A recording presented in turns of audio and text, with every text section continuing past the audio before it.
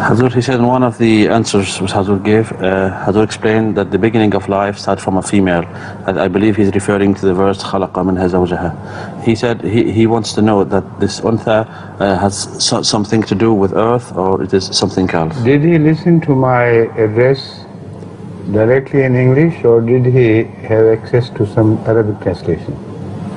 يقول حضرته هل سمعت الإجابة باللغة الإنجليزية أم سمعت الترجمة العربية لإجابة حضرته؟ سمعنا بالترجمة العربية. That is why. You have failed to understand the whole thing altogether. This is a subject which I have taken up repeatedly during my question answer sessions in different countries, and also during my Quran class, and during the writing of this book, which is now recently published. I have taken up this issue scientifically in the light of the Holy Quran. What is the meaning of unsa? That has to be determined first. So we'll do it bit by bit so that he can do better translation, covering everything.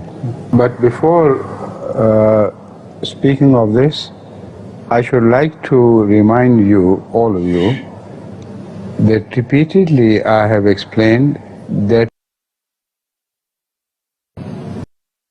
is the first of is a known Anbiya to us, from whom the evolution of this religion, where Islam was to be the last fruit, began.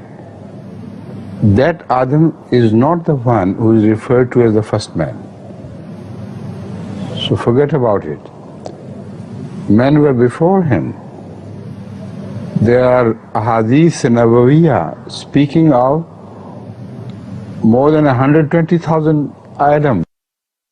So go on confusing this issue with the first man and the Adam who originated that series of religions which were ultimately to evolve in the form of Islam. Also I mentioned a kashf of Hazrat Ibn Arabi, in which he refers to this same hadith. He was once circuiting in kashf, circuiting Khana Kaaba, and there he saw some strange people who didn't seem to belong to the people known to him. Much earlier older people who were also circuiting Khana Kaaba. And he inquired from them, are you the children of the same Adam? Are you the children of Adam? He said, which Adam you are talking about? So many Adams have passed, we are puzzled which Adam you are talking about. So there Hazrat Ibn Arabi quotes this hadith. Then I understood, he says, the meaning of this hadith. Now having said all this repeatedly, why people fail to understand this, I'm amazed. The question of this Adam should be dealt separately. He is the beginner of a new movement in religion. That is all where he can be called first.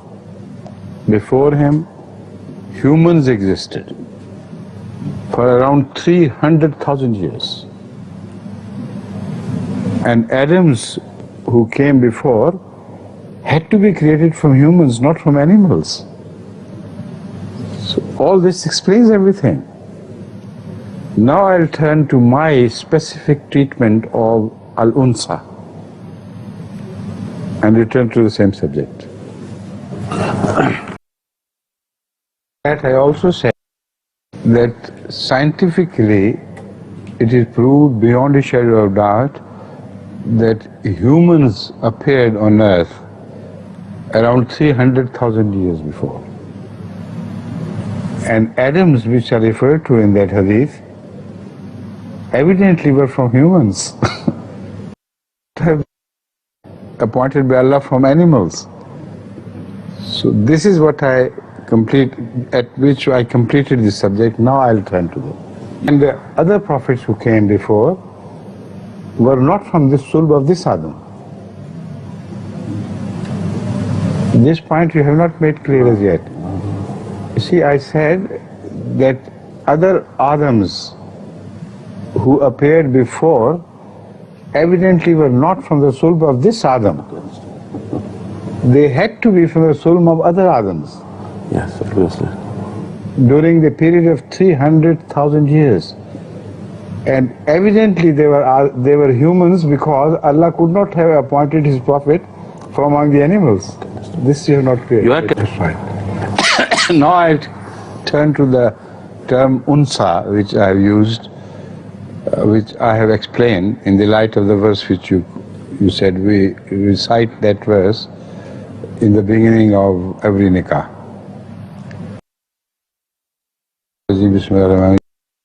اتقوا ربكم الذي خلقكم من نفس واحدة وخلق منها زوجها وبث منهما رجالا كثيرا ونساء واتقوا الله الذي تساءلون به والأرحام إن الله كان عليكم رقيبا. Now in this verse, the point which I have emphasized is this: the Holy Quran addresses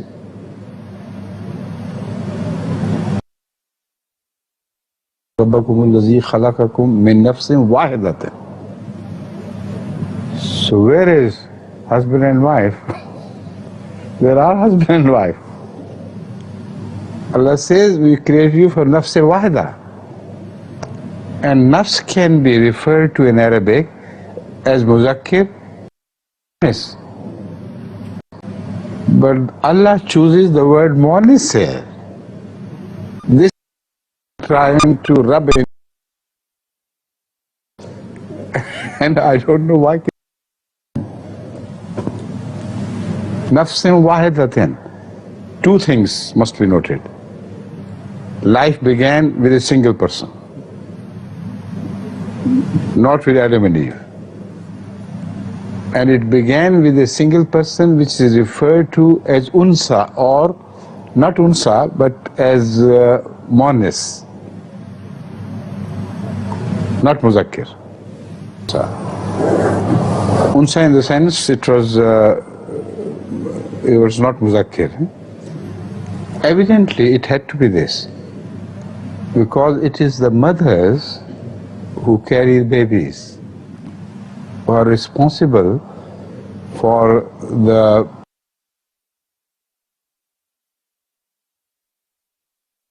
Holy Quran speaks of profound scientific truth which was not known to men until recent times. So this single verse is a very strong, incontrovertible proof that this verse was revealed by Allah. That is, the Holy Quran was revealed by Allah. It's impossible for a man of that age to have thought of these minute and intricate things at the beginning of life. And remember that no other divine book has mentioned. Studied books far and wide, as far as I could cover them. There is not the slightest mention of this thing anywhere but in the Holy Quran. Scientific evidence of the truth of this verse, I'm now going to present that evidence. According to the naturalists who have studied life, life began without sex.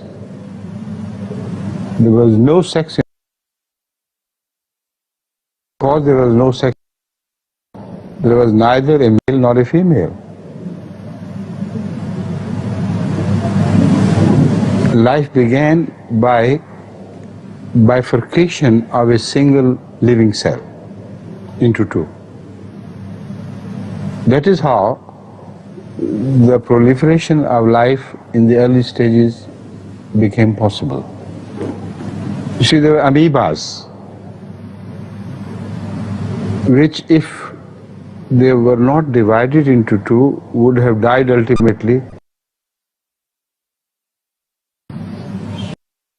and that the amoeba's nucleus should first divide into two, and then the surrounding cell should also divide into two, and they should envelop the nucleus which are so divided, nuclei which are so divided.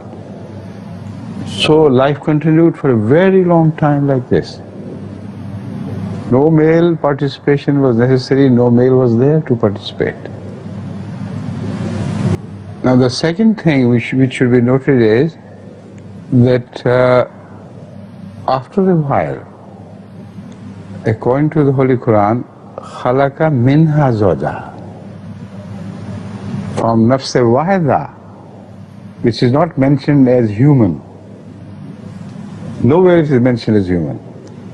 Khalaqa minha zawjaha, from that single cell which used to divide in half, God created its own partner which was to work as male. Now there is a long history of how it developed, which I have partly covered in my new book, which I am giving you the glad tidings about, that Mustafa Sabit Sahib has strongly urged me to permit him to translate this book into Arabic. So the Arabic people, speaking people, inshallah, will be provided with the Arabic translation very soon, I hope, within 1 year. But the problem is that the subjects discussed there are so varied and so vast that many subjects are initially totally unknown to Mustafa Sabit Sahib or to any other scholar who may take up the work. So I had no choice but to accept his insistence that he should be given this chance, because his English is very good. He can cover many parts of the book singly, but he would require help from Arab scholars, even if he has to employ non-Ahmadi scholars who are expert of those subjects which are discussed elsewhere, about which Mustafa Sabit does not know anything himself. He should clearly understand those subjects from those people and then try to translate that part, otherwise he may commit mistakes which will be attributed to me. Returning to the same subject, I draw your attention to the point where وَبَثَّ مِنْهُمَا رِجَالًا كَثِيرًا وَنِسَاءً is at the end. خَلَقَ مِنْهَا زَوْجَهَا. That is the important point. Husband and wife were created much earlier than humans begin to proliferate through husband and wife. خَلَقَ مِنْهَا زَوْجَهَا وَبَثَّ مِنْهُمَا. That minhuma are animals. Humans are not yet created. So from these two parent animals, Rijalan, Kasiram wa Nisa were created, who did not have a human rajul and a human mother before they were created thus. Now this is complicated, but I'll explain that once again to you.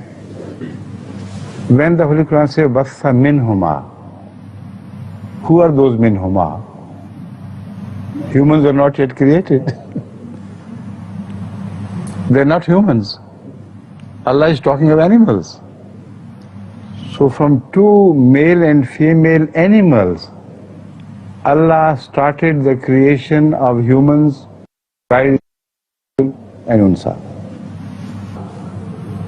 Evidently, much before human male and female were created, animal male and female were created.